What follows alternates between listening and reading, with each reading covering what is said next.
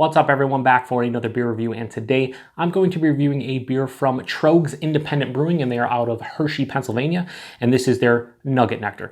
So this is what they are calling an Imperial Amber Ale, comes in at 7.5% alcohol by volume, 93 IBUs, and at the time of review, this beer is approximately 1 month old. So Nugget Nectar for me is a classic. Now when I first got into craft beer about 10 years ago, this was the first hop-forward beer I ever had.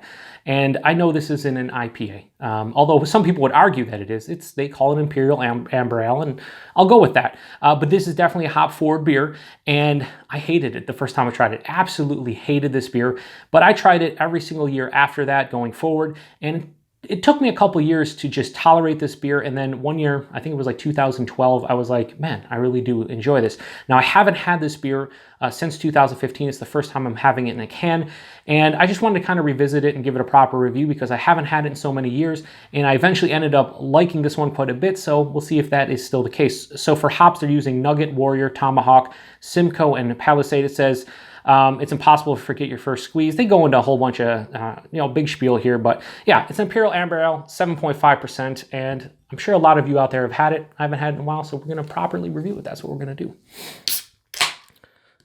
We're going to use the Tröegs Mad Elf hashtag, like half of a proper glassware. I don't know. It's Tröegs, it's just not the right glass. So this is, like I said, the first time I'm having this in a can.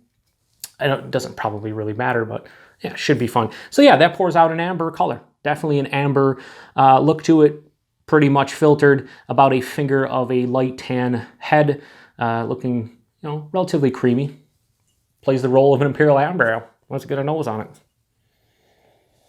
Yeah, so this is giving me old school IPA vibes. I know.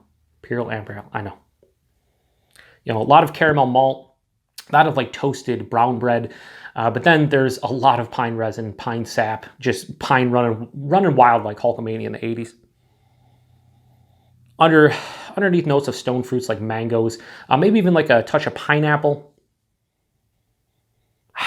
A little bit of like a zesty but also slightly juicy orange, kind of getting the orange marmalade vibes that I sometimes get in beers. I usually get that in like aged IPAs. This was not aged, about a month old, so. Yeah, it just smells like just a classic IPA, a classic West Coast style IPA. You're getting the pine, you're getting some citrus fruit and tropical fruit, but it's not the predominant note. And then you're getting a decent malt character there with the caramel and toasted brown bread. It smells very cohesive. Anyway, let's get into it. Cheers, everyone.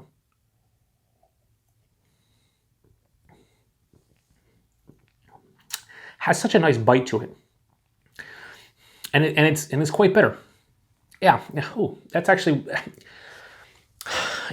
shout out to Kyle over at No Hype Beer Reviews.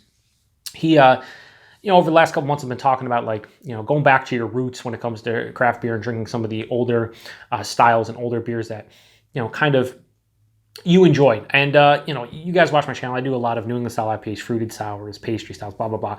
And my goal this year is to review more like shelf beers, more, flagship beers. Flagship February is a whole big thing, which I support and whatnot. I'm not doing a lot of flagship beers in February, but with this beer specifically, this is like a beer that I haven't bought since 2015 just because of the sheer amount of beers out there, and I'm kind of disappointed in myself that I don't buy this every year. Right up front, has a medium to higher side of medium body, very crisp. You get a lingering bitterness there. It's very effervescent, very refreshing as far as the carbonation is concerned. Yeah, just the nose kind of follows suits to a T. You get a hit with a big blast of like pine resin, pine sap, very, very resinous in the taste. But underlying notes of mango, sweeter orange, a little bit of zestiness, maybe even a touch of grapefruit. The pineapple gets lost a bit from the nose, but you can kind of get hints of it. And you get, pretty big heaping helping of like caramel, toasted brown bread, just sweeter malt characters as well. It's just very cohesive, like I said. You have the bitterness that's kind of offset by the malt sweetness, and then you have some underlying omnipresent citrus and tropical fruit and stone fruit characters that are very, like I said, they're omnipresent, but they're definitely underlying notes. They're not predominant. They're not in your face.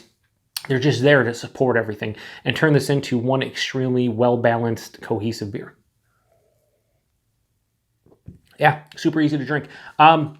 It's for me anymore. This is not like, you know, your mind-blowing, amazing beer, but I enjoy this, and I enjoy this quite a bit. So I'm going to give Nugget Nectar, I guess this is the 2019 vintage technically, from Tröegs Independent Brewing. I'm going to give it a solid 4 out of 5. Probably like a 4.15, not quite to 4.25, but yeah, this is a classic. This is one that going forward, I think I'm going to buy every year going forward, at least one can of it to revisit it, because it's a good beer. I don't know why I haven't in the last couple, but you know what, whatever. We're gonna fix that going forward. Anyway, appreciate you guys stopping by. If you've had Nugget Nectar, especially this year's vintage, let me know. I'd be curious about your thoughts. Is this the same that it's been ever since since you've been drinking it? Because again, I've missed the last 3 vintages. I'd imagine it's in the same realm, so I don't think there's too much variation. Anyway, appreciate you guys stopping by for another beer review. Until the next one, cheers.